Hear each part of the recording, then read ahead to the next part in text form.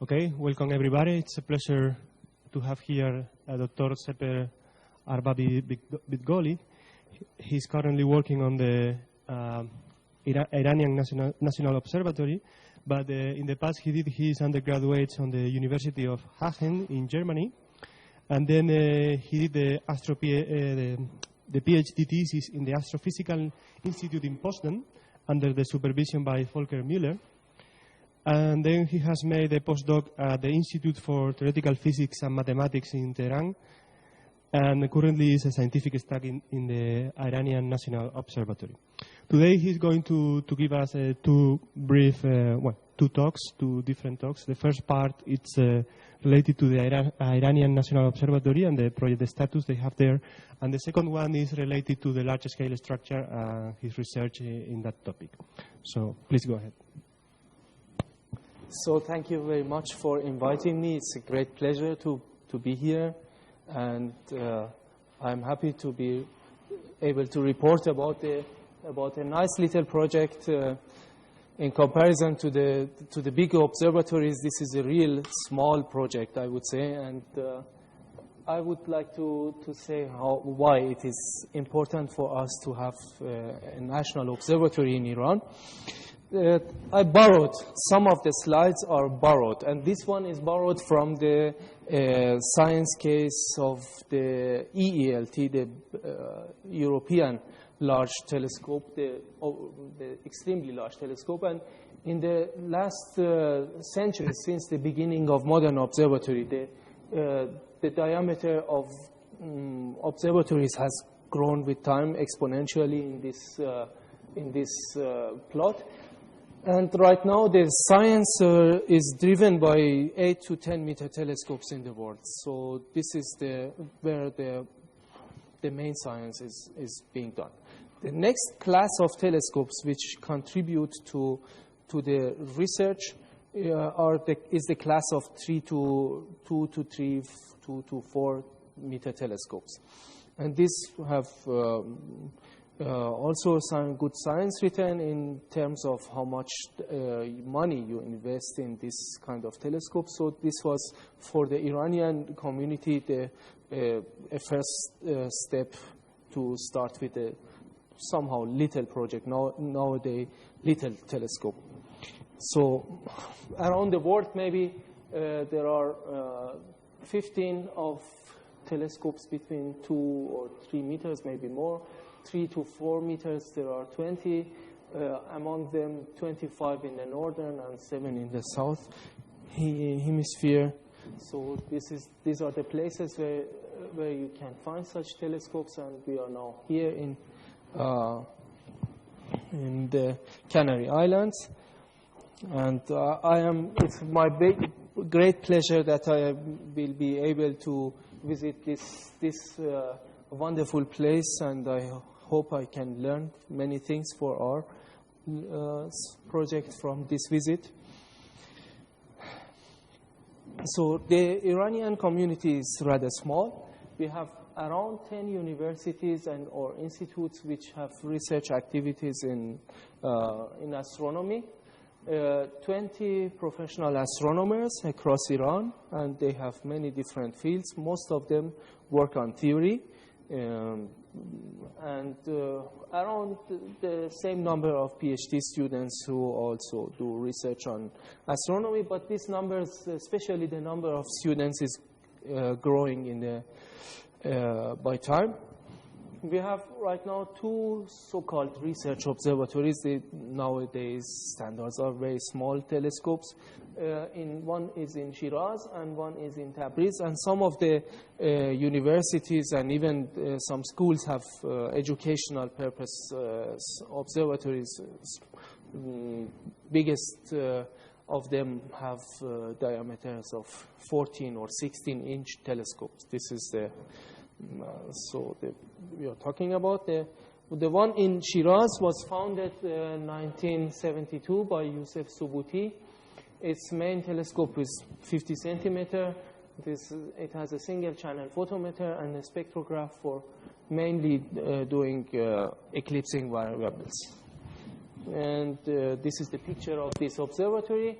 Here, there was this picture was taken on the day of the last solar eclipse in Iran a few years ago.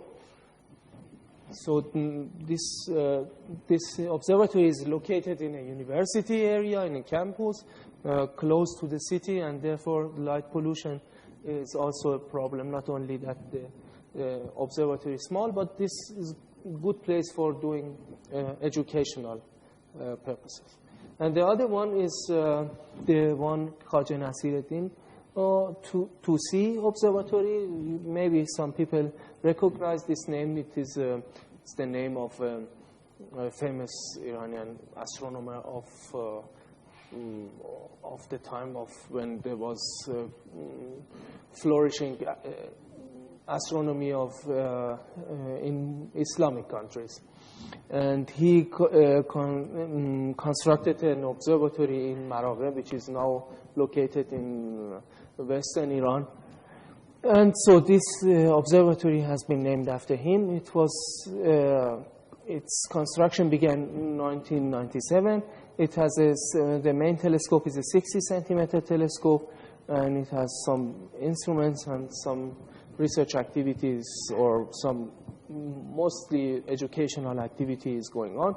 One of the exercises that we will do in the next future is to build an instrument, a small instrument for this telescope, to learn how such a project can be managed. This is the picture of this place. The two towers here and here have telescopes for nighttime, and the one in the middle has a small telescope for solar observation. So how did the INO project start? 1975, there was a national physics conference, and people said, we want to have an Iranian National Observatory. And then 1997, it was established as one of the priorities of the national research program. We have now 4 or 5 projects with this high priority. One of them is the grid. One of them is the Iranian involvement in CERN. We have built some parts for the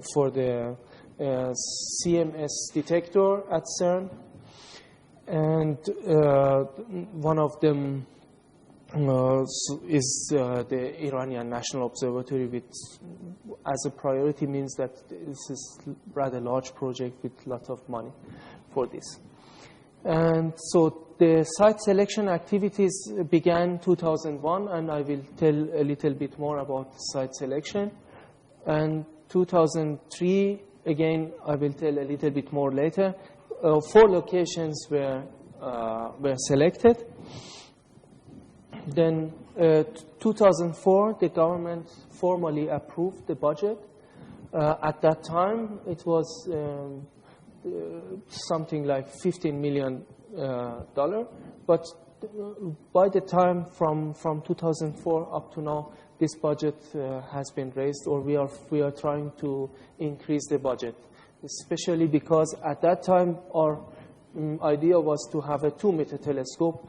Now we have considered and also talked with our external board, external advisors, mainly Arne Ardeberg. He's the head of the external board, and Pedro Alvarez, who invited me here, he's one of the members. I'm Masanori from Japan, and Jack Beckers. These are the 4 people of the external board who advised us to go instead of 2-meter to 3-meter telescope. And because of this, we have to increase the budget, or we have to propose to the government to increase the budget. Then again, 2006, the two of the possible candidate sites were eliminated. And 2006, INO project was delegated formally to the Institute, where I used to work as a postdoc. And I will tell a little bit about this institute. It was founded 1989 with mainly two branches, one for mathematics and one for physics. And this is where the name theoretical physics and mathematics comes from. But in the last years, more departments have been created and added to this one. And most recently, astronomy has been added as one school or one branch of the research institute. Also, the Iranian involvement at the project CERN is managed here in this institute. They first built a table for part of the forward calorimeter. Now they built detectors for CMS. And our branch is mainly involved in the observatory project. So, one of the proposals for developing this astronomy branch in IPM is to have theory, which is some concentration on cosmology and with some connection to fundamental physics. Then we have astronomy and astrophysics branch, and I have proposed to build also a technology center because for the observatory it is necessary to have some organization that operates this observatory, and the equipment should be maintained. These are necessary capabilities. We have to do this. And desirable option is to have possibilities of instruments upgrade and even probably telescope upgrade and so on. So these are the expertise, technological expertise that we will need in the future for mainly establishing this observatory, but maybe we can develop this also further. And there is a strategical decision to be made if we should buy a complete product, or we should do the design somewhere else and be involved in the construction, or in the other extreme case, we should design and build everything in-house. And from here to here, the level of involvement, investment increases, and this depends on how much is this expertise useful for future. If we only need it once, maybe we should not invest money in this. But if we want to have this expertise for the future, maybe we should increase our involvement. So the plan or the proposal is one phase. I call this phase learning. We will have partners outside Iran and accompany them and learn how to do this kind of things. For example, the telescope design and construction. In the second phase, we will do ourselves this kind of thing. So we will have a plan for building an instrument in-house, and we will invite foreign experts to come and supervise us and help us. And in this third phase, and this is the ambition, that we will be able to contribute to development of technology. So in some certain parts, some certain areas, maybe we have then the expertise to be very standard or state of the art. So this is these three phases, and it's not still clear how much budget and manpower we can have for this. It is just a plan. But coming back to the observatory, how was the site selection? And they did analysis of 30 to 50 years data of synoptic stations across Iran. The cloud coverage, windrows, and then they studied seismic activities. And first there were 33 different summits across Iran, and I will show you in 1 minute the map of Iran. And they had 33, and they were, with these studies, they could reduce this to 4. And then the site selection committee led by our colleague Dr. Nasiri, he chose teams and selected them and gave them training, and also they made 4+1 identical dim instruments, which is the seeing motion differential image motion monitor for measurement of seeing. They built this with small 8-inch Celestron telescopes. They put it on the sites with these teams, and 1 to 2 year continuously taking data, they could reduce the number of the candidates from 4 to 2. Now we have 2 candidates. And this is the map of Iran. Tehran is here. This is Qom. This is Kashan. The 4 candidates were here between Qom and Kashan. 1 in south of Kashan, 1 around the city of Kerman, and 1 somewhere here. And here is the central desert of Iran, this place.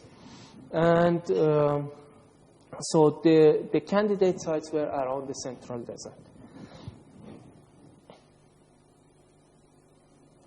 So now the little problem is this is taken from Google Maps from nighttime. Wherever we have mountains, there are also settlements and cities around. So if there is no possibility to have high mountain which is far from a city. So I will tell about this problem a little bit. So, but now what is being doing now is that around each of the summits, the original reference points, 2 other summits are selected, and they do measurements, additional measurements on these 2 summits as with the reference point as comparison. And this activity is going on now, right now, and maybe in end of summer or beginning of autumn, we will have the final candidate. And, but there are also additional measurements: sky brightness, precipitable water vapor, windrows, microthermal variation, seeing in different directions. It's not, we will try to put the telescope in different directions and compare this seeing in dependence of the direction. So we will have some kind of seeing rows, if you like. So, and these are the two candidate sites. Each candidate site will have 3 kind of regions around it. One is the red region, which is close to everybody. Only if you have an entrance, you can enter this place. It will be close to the villages or to public people. Then there are not much villages. There are not much settlements. So sometimes from one village to the actual summit, it takes half an hour driving with a car to reach this place. So this it is little danger of people coming to this place. And then another region with some 20 or 25 kilometers, we propose to have reduced industrial activity, mine activity, and settlement activity to protect the site for the observatory. This has been proposed to the government, and we will discuss this in the next 1 or 2 years if there will be a law for this. And then the larger region around it, it will be 100 or 120 kilometers. This region is where we should take care of the light pollution. So we should ask local governments, local cities, and so on to reduce their light. So either if it is here or here, this will be decided soon. So what about the science? The goal for INO 300 was to be dedicated to few science cases. So we cannot, because we are at the beginning, we want to concentrate on few scientific goals where we can be competitive. And maybe we can have joint projects with other observatories or space missions. Maybe we can take part in existing network or planned network of telescopes. We can, if this is all under study. If we can have time sharing, it also depends on how our project proceeds in the next future. So right now what we have is we have a science case or a draft version of the science case. On the basis of this, we will make a telescope design or a very rough estimation or determination of what should be the telescope specification. For this telescope, we make an instrument concept, and then from the instruments, we go back to the science and refine the science. From the science, we go back, and so several times this process until we are there at the final project design. In few weeks ago, 2 months ago, we had a first workshop. Also, Pedro Alvarez was there as one of the members of the international board, and we made one step from here to here. So we presented the science case ideas, and then what would be the consequences for the telescope design. And in 2 months from now, we will have this step. So we have a telescope, a rough telescope design. We go to the instruments and so on. So the criteria for selecting the science ideas is how much scientific impact it has, idea, and it depends on many parameters. For example, how unique would be the contribution, or how many competitors we have in this field, and it can we collaborate with others? Can we have future development of optics if there is the telescope is optimized for some science case? Can we have future developing? And some practical aspects, how much educational effect it will have for the young community of astronomers that is now being trained, and how much is it possible to have instruments and so on, these practical aspects. And this gives us some criteria how to develop the science case. And I will skip a little bit. One of the discussions that we have is what should be the field of view of the telescopes. And so I asked lots of astronomers from all over the place, so with email and with communication. So what would be, what kind of scientific studies would require a large field of view, and which one would not? And then this is the list of many ideas that were given to us. I try to make some sort of division between the scientific objects, and then what kind of instruments this will have, and so on. So developed a science case. I will skip this. And now the science case has two main parts. One part is, I called it planets and stars. These are the different topics that were proposed. We can have some contribution in the detection and characterization of extrasolar planets, and I will not go through all the list. And the other typical part of the science case is the galaxies and cosmology, and these are the ideas. And one of them is here, voids in the large-scale structure, and this was proposed by myself. And the others are proposed by other, mainly Iranian astronomers who want to use the telescope. But we think that with a 3-meter telescope, it is possible to have lots of scientific activity and research. And our idea is to encourage international community to take observing time from this 3-meter telescope, and up to 70%, as now is this being discussed, to give abroad to the international community. But based on these science case ideas, I will now again skip this, and our main purpose was to determine the field of view. And the largest field of view that was suggested was 100 minutes, arc minutes, and the smallest one was 20 arc minutes. So we collected all these ideas, and the minimum that they said would be required for the kind of studies, this was the desired one, and this was the minimum requirement. And on the basis of this, we have a rough determination of the telescope design. Aperture is 3 meter.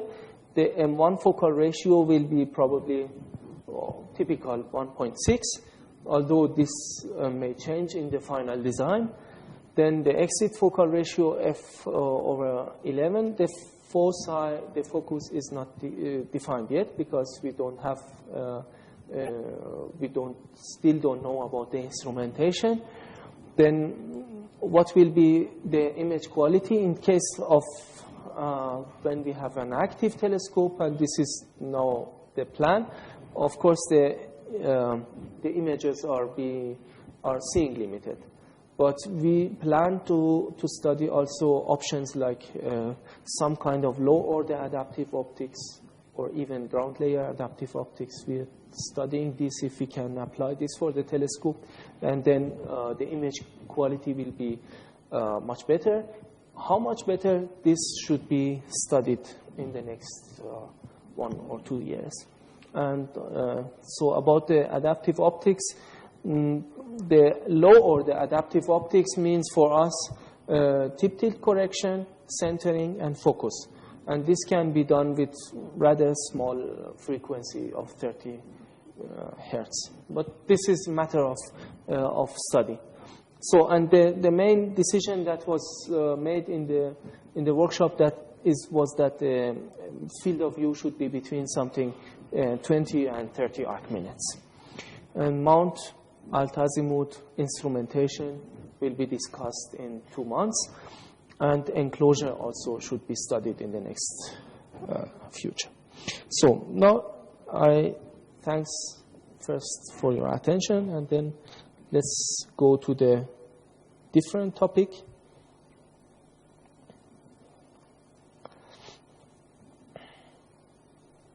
Now I change the topic, and I talk a little bit about the voids. First, let me give a little bit history. When the study of the distribution of galaxies in redshift survey started, people realized it was at the end of the 70th decade, that some large areas, and this is a survey done by Tarengi et al. In the 1971, 79, that some large areas remain without galaxies inside them.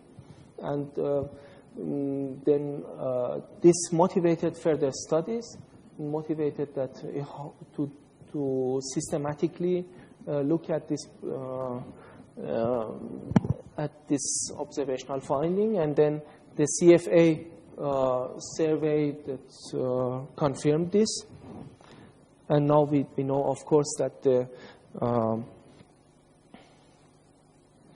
the galaxy distribution is typically cellular structure. We have lots of large regions with no or small amount of galaxies inside them.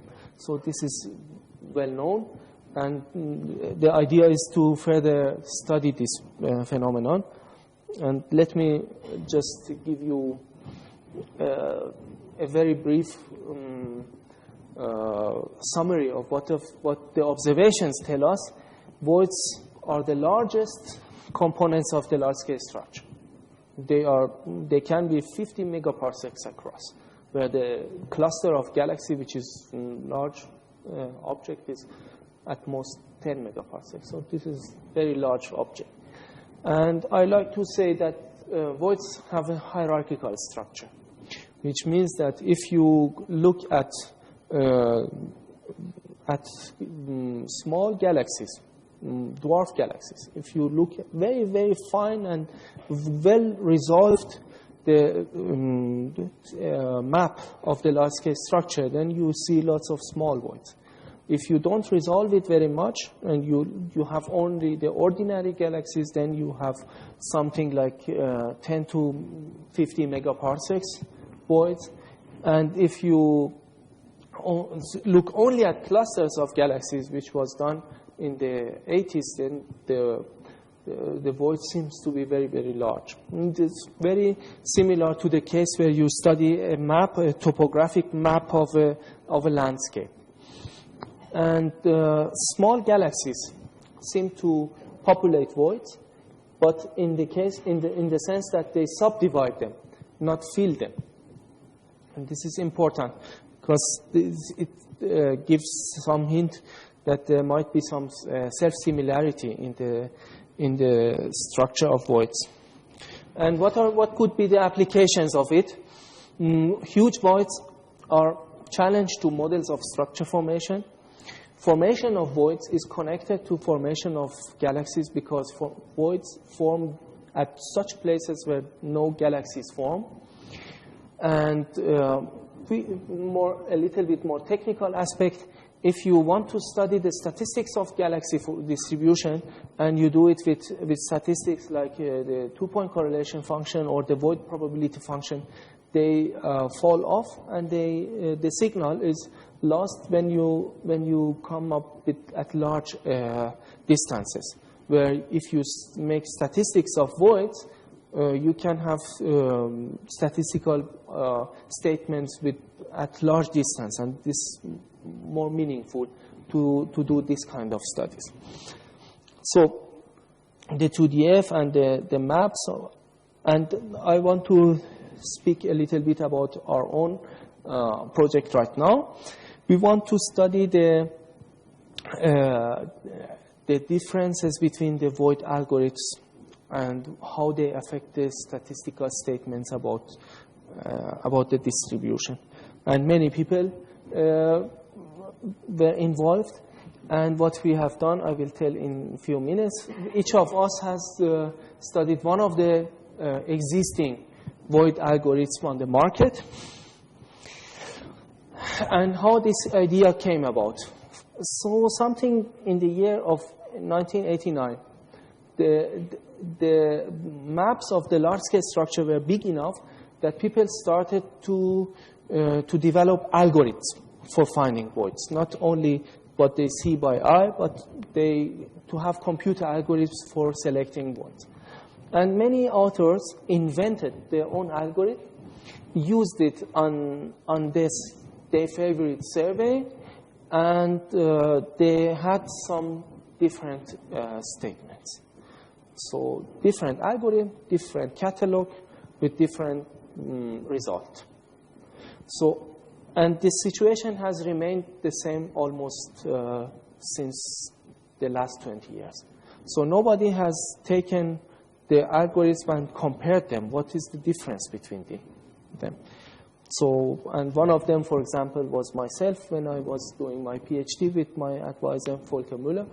We used the Las Campanas redshift survey, and for this purpose, we used the Kaufman-Ferrell algorithm.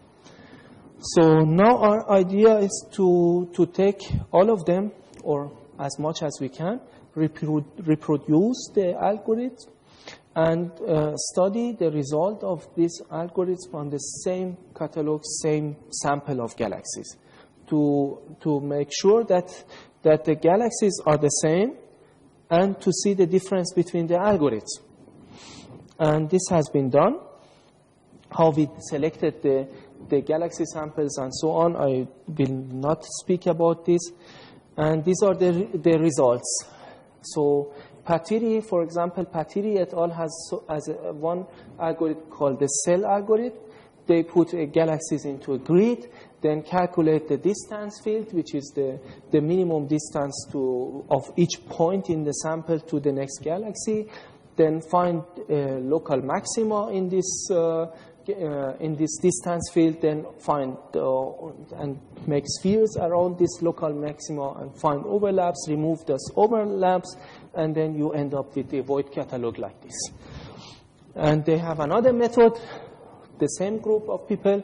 They put a large number of random empty spheres, circles into this sample, expand them to the 3 nearest galaxies, each of them which is empty, of course, and then find overlaps, remove overlaps, then you end up with such catalog. And they are not necessarily the same.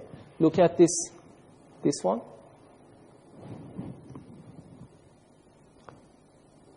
And in the next catalog, it is not there. So the question is, such differences, how much they affect the statistics. And we should study this. And there was another algorithm, a spherical algorithm, which we have studied. This is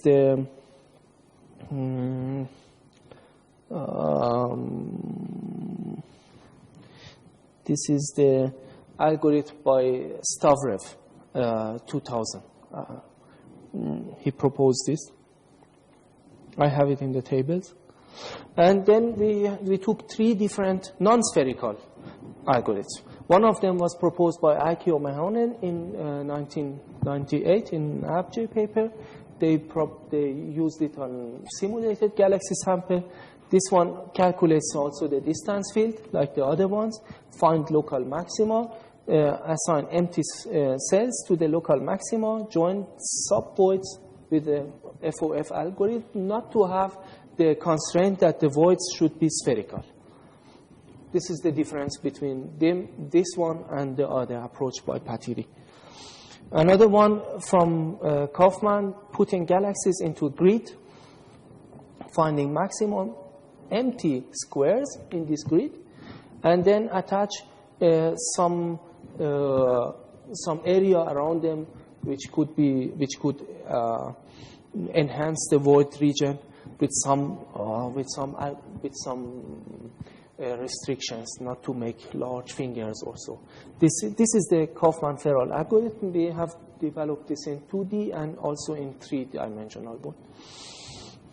And this one is from Hoyle and Vogeley. They put together voids consisting of different spheres, and with some conditions, these subvoids join and make a bigger void. And so, for example, this one consists of few subregions, or this one, and so on. Then I don't go through the algorithm, how it works. And so we have reprogrammed or reproduced this algorithm with Fortran. We are sitting together so for a few months and done this exercise of writing everything in Fortran, and now it's ready, it's done. These are our own calculations, not taken from the paper. And here are the results. It is not one of them is still empty, and here is so we have to make the study complete. Well, this one is this Stavrev algorithm that I said, but the other ones are done. And what we see, which is important, is that the void area fraction is a two-dimensional galaxy samples. Therefore, the void area fraction, not volume fraction, is different if you use a spherical algorithm or a non-spherical algorithm. And these numbers are typically much larger, which is expected. If you let the void be arbitrary shape, it covers more area. So we have to be careful which one of these numbers we are comparing with, for example, simulations. If we have simulation using this, we should also use the same algorithm in the galaxy samples. And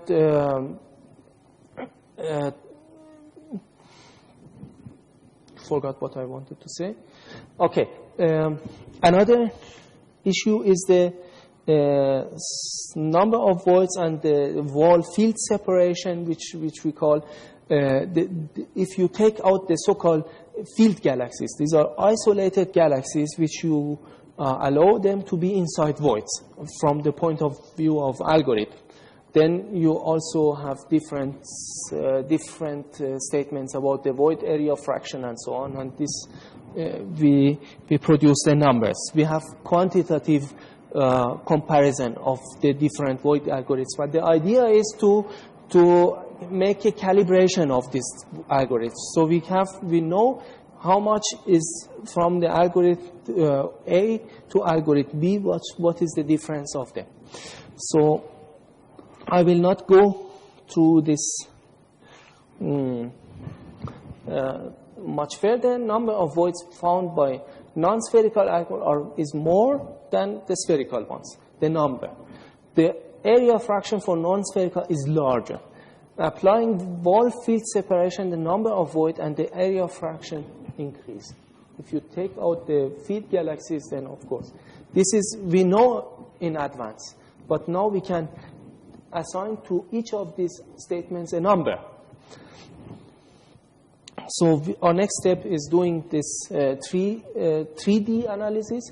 With this SDSS, this is possible. The SDSS data release 6 has large enough.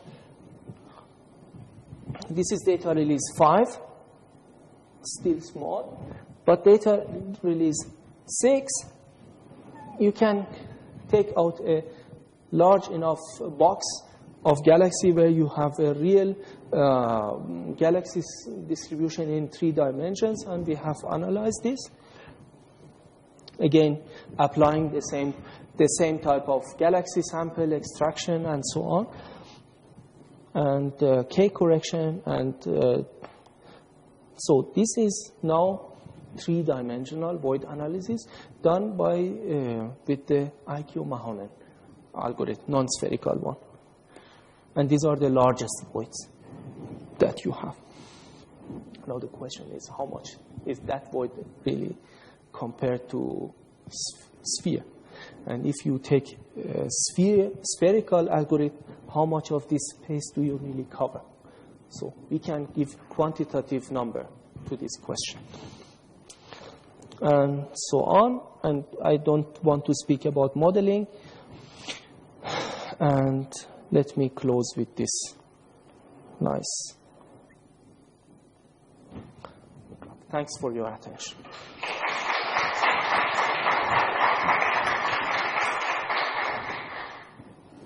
Thank you very much for your talk. It's time for questions, either from the first talk or this second one. Okay. I have, in fact, 2 questions, one for each topic that we have developed. From the first topic, I'm interested in knowing about the status of the ENO 300 project. You have described the project in overall, but if I understood correctly, you are now in the process of final selection of the site between the two sites, and then you will have to refine the telescope design and instrumentation. From now on, which is your calendar, your tentative calendar for the overall development of the project? Well, as you said, we are in the process of making telescope design, and also the first steps towards having some more clear picture of the instrumentation. And this will take 1 or 2 years. From when the site selection is coming to a conclusion, we will start with making maps of the area, where should be the road, and the study of the ground for making the construction, how high it should be, and so on. This kind of things will be done. I think, and at the same time, we study also the possibility of ordering a blank for the polishing of the mirror, and how much time it takes for producing the blank with the desired specification. We want to have surface precision of 15 nanometers probably, so good mirror. So which company can produces this, which money, and this kind of work is going done in the next 1-2 years.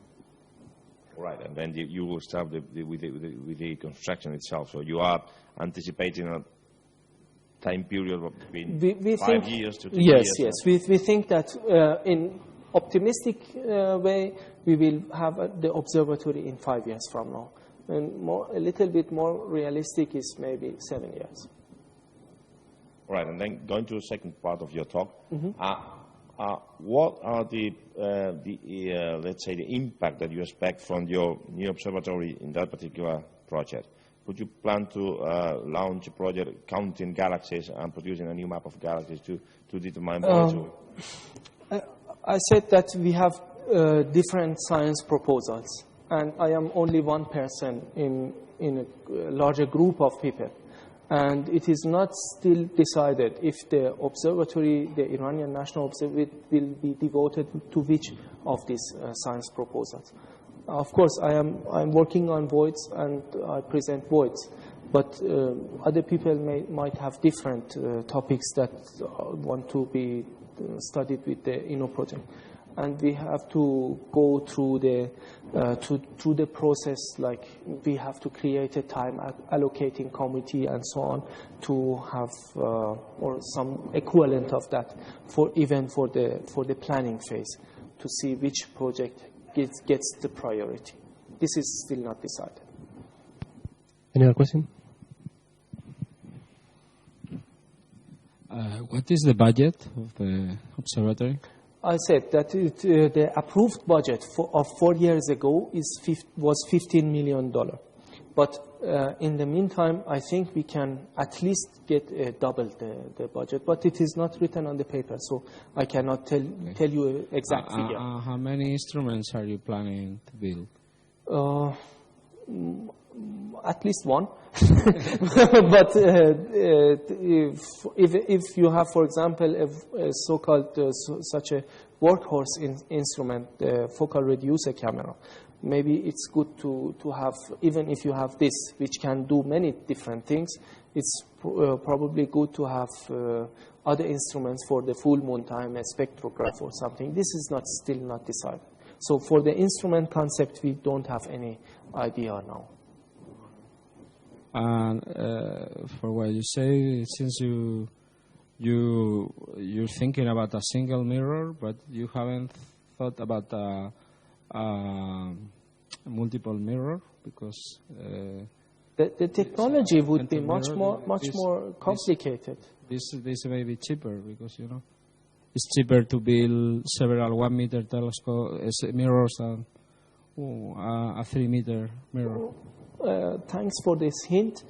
I will discuss this with people who study the telescope design more carefully. It's one option that we haven't thought about it at all. So we were thinking of naturally having a monolithic 3 meter mirror. Mm-hmm.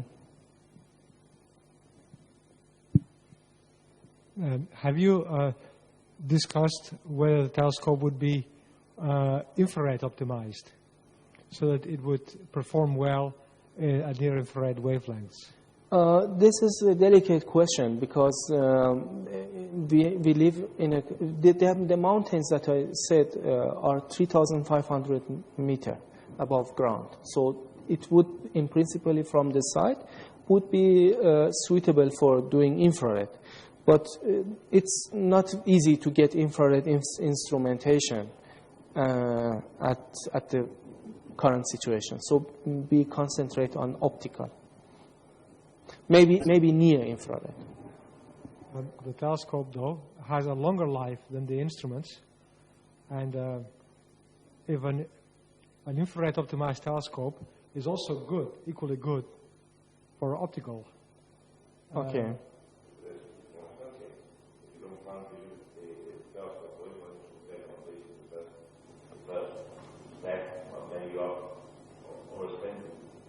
Is it more expensive?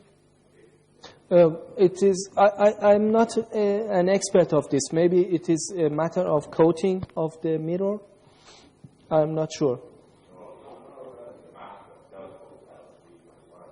Optimized in terms of thermal radiation. Mm-hmm.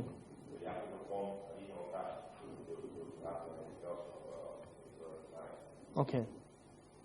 So since we are in the very beginning of the telescope design, I cannot say much about this. Any other question? Well, I have a couple of questions related to your Boyd's. Okay.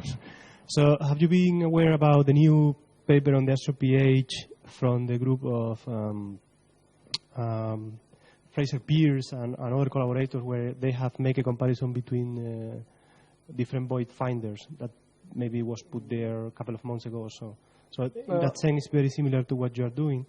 Maybe, yes, there are similar studies. We are not the only people who have done this study. Okay. And the second question is, what is I mean, you are doing all this kind of comparison, but what is your main goal on Boyd's? What do you want to extract from there? Just have statistical, as I try to stress, that we want to have statistically comparable numbers. What is the difference if I have different algorithms? What does it make for a difference on the same galaxy's sample? That's it. So main goal.